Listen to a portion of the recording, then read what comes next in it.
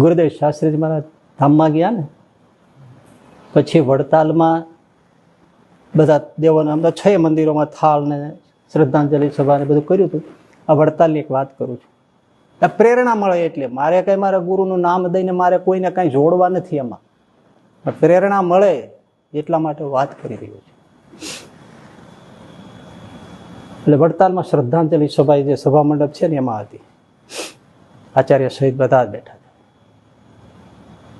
ત્યારે નામ અત્યારે હું ભૂલી ગયો છું, પણ એક કોઈ વ્યક્તિએ એમના પ્રવચનમાં કહ્યું કે આ રાજકોટ ધર્મજીવનદાસજી સ્વામીએ ગુરુકુળ કર્યું, અમદાવાદ ગુરુકુળ કર્યું, જુનાગઢ કર્યું, કિસાન યાત્રા ટ્રેન કાઢી, યજ્ઞો કર્યા, બ્રહ્મસત્રો કર્યા, રાહત કાર્યો કર્યા, શિબિરો કરી, અનેક સત્કાર્યો કર્યા.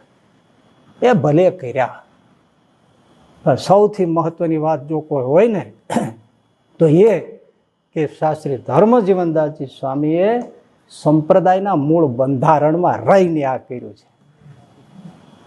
દેવ આચાર્યના થઈને રહીને કર્યું છે.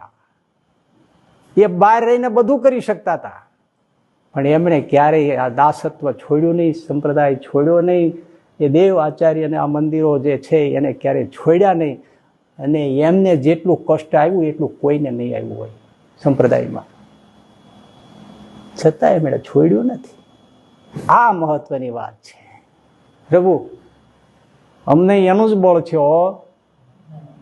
હા, એ આ સંપ્રદાય છે, એ ષડંગ સંપ્રદાય, 6 અંગવાળો એ સંપ્રદાય જે હું અત્યાર સુધી એના ઉપર વાતો કરી રહ્યો છું એ છે.